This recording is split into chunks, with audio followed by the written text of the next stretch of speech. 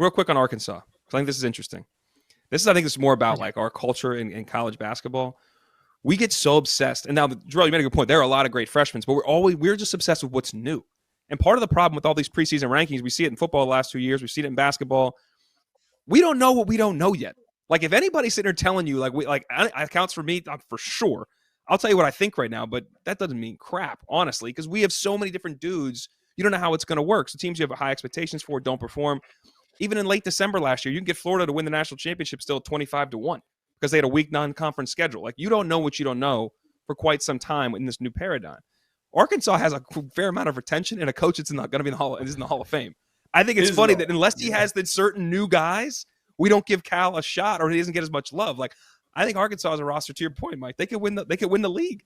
And because it's the guys who are already there, not just the guys that are just coming in. Well, and the guys that are coming in are incredible.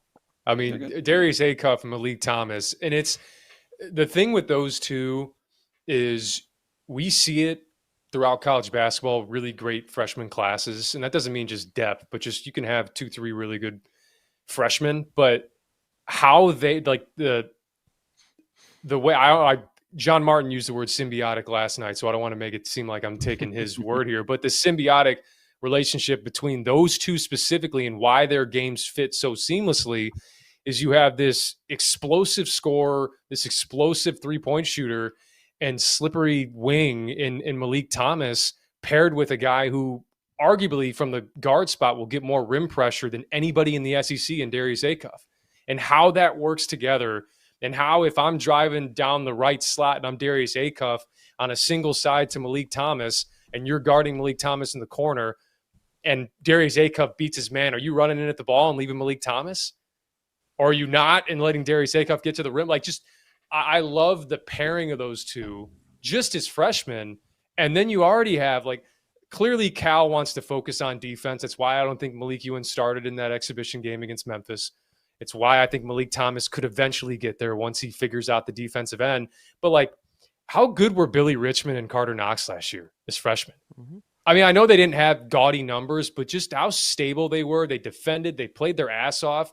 You return those pieces. DJ Wagner, I think just the maturity to be kind of like, okay, I'll be like a Quinn Cook to your Tyus Jones. Like I'll kind of sit back and be more off ball.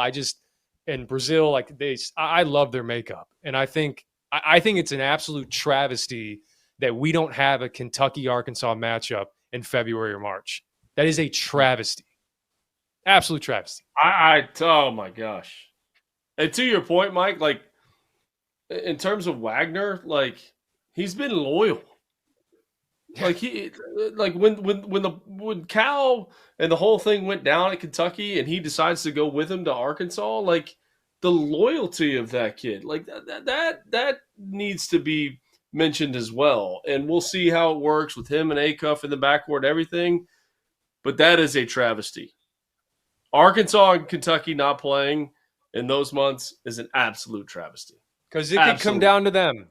It could come down. Yes. It really could in the SEC. Absolutely could. Yes. I'm trying to see their schedule. When are they playing? January 31st, I believe. All right. Well, it better be a Super Tuesday game. They have to play twice. How the 31st is Saturday. That's a Saturday. Hold on. That is the game day game. Let's say it right now. How are they not doubles? Your doubles in the SEC are all they're regional. So that's you're trying to have the rival. This is the thing. This is what you can't have it both ways, though, McCall. Because I think the fans have been discarded through this whole realignment process. So the few things they are trying to do is if they are repeats, you repeat with your rival. So like in the ACC, you're going to repeat Duke and Carolina, and that's it. So you're trying to create, to Mike's point, either the regional or historic rivalries to play twice. Versus, to your point, I'd say year to year they should change. But what is serving your fan base the best? You can't have it both ways. That's Dallin, correct me if I'm wrong too. Duke does not play Miami this year. Jay Lucas's first season at Miami. They don't play each other. How is now with 18 teams? Yeah. Who doesn't want to see that? Like that. You tune into hold on. Here's your question. I don't understand. If that happens, then it means there's no repeat of Duke Carolina. Then correct? I don't. By the I don't, numbers I don't of the know. league. 18 teams in the know. league. You've got to play 18 games. So that if you don't repeat that one game, I just know when I was coaching at UMass in the Atlantic 10, I did not know who I was playing every single year, and I would get the schedule, and it would be like, okay, these are your league opponents, and I had to go to Dayton twice, and I had to go to VCU twice, and I would be so mad and angry. St. Louis twice, but Rhode Island was our rival, so I can deal with that. I'll go there twice, that's fine, but or play them twice. How is Duke not playing Miami?